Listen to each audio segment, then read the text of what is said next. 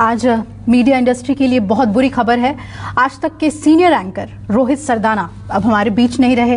Heart attack से उनकी मौत हो गई है। 42 साल की उम्र में रोहित सरदाना का इस तरह से जाना हर किसी को हैरान कर रहा है। हर कोई सन्न है।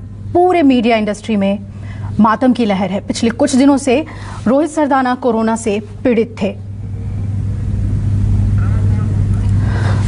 रमन कुमार मेरे सहयोगी जुड़ रहे हैं हमारे साथ। रमन, अभी भी दिल यही कह रहा है कि काश ये खबर गलत हो, ये सच ना हो।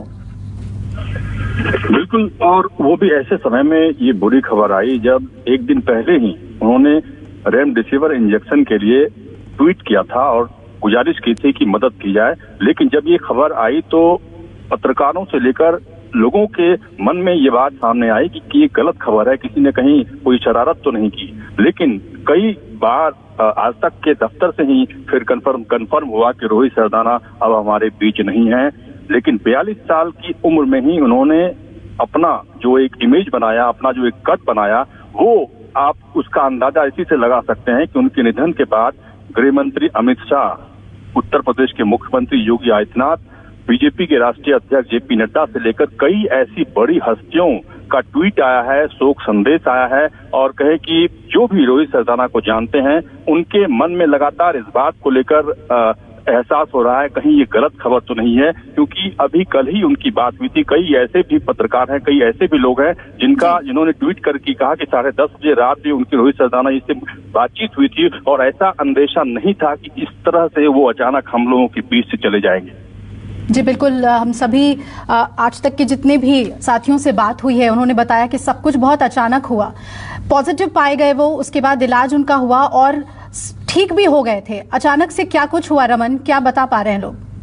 देखिए, जो जानकारी मिल रही है और आज तक के हवाले से भी जो ऑफिशियल खबर आई है उसके मुताबिक हार्ट अटैक के चलते उनका निधन हुआ है। और कई लोगों ने अपनी जानकारी दी है और ये बात कही है कि उनकी 2 बेटियां हैं, उनकी पत्नी है और लगातार वो सबकी मदद करते रहे। और चाहे जिस भी संस्थान में उन्होंने काम किया, चाहे जी न्यूज की बात करें या आज तक की बात करें, काफी कम समय में उन्होंने काफी लोकप्रियता अर्जित की थी। और बहस के जरिए उन्होंने जो अपनी बात बहुत छोटे शब्दों में रखते थे उसके लिए उनके बारे में काफी ज्यादा इस बात को लेकर चाहे योगी आदित्यनाथ से भी कहा कि प्रतिष्ठित पत्रकार और बिल्कुल उस तरह से अपनी बात को रखते थे कि कम शब्दों में अपनी बात को रखना ये उनकी बहुत बड़ी काबिलियत थी। और अभी जो सुबह 4 बजे उनको नोएडा के निजी अस्पताल में आईसीयू में शिफ्ट किया गया था और दिन चढ़ने के साथ ही ये बहुत बुरी खबर हम लोगों के बीच में आई है।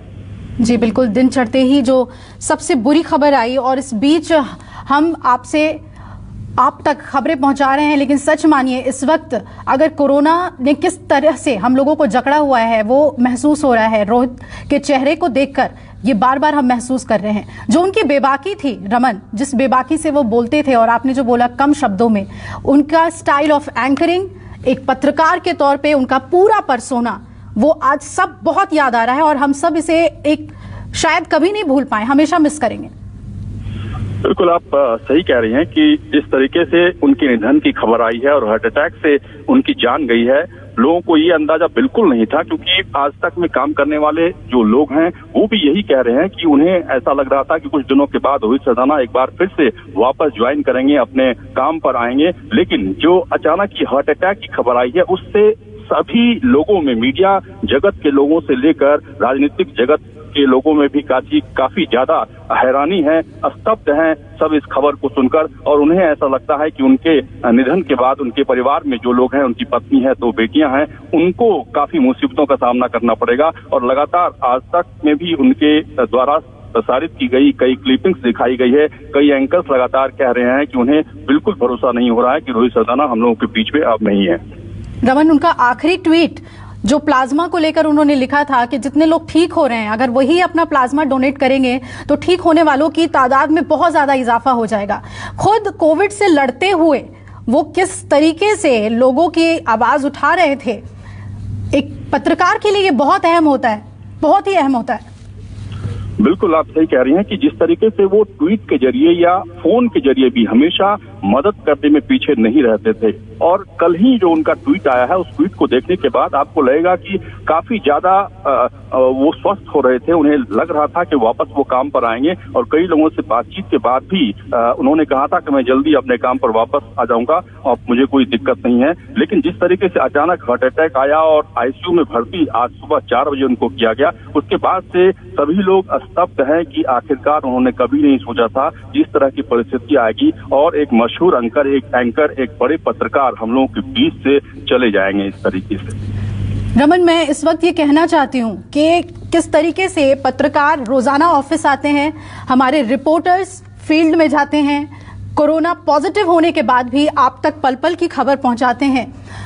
इस जज्बे को एक पत्रकार होने के नाते तो मैं सलाम करती हूँ, लेकिन ये हमारे दर्शकों को, इस देश के लोगों को भी ये मालूम होना चाहिए कि कितना मुश्किल होता है। अपनी जिंदगी को हाथ पे रखकर पत्रकार आप तक खबर पहुंचाता है, आपको अपडेट रखता है।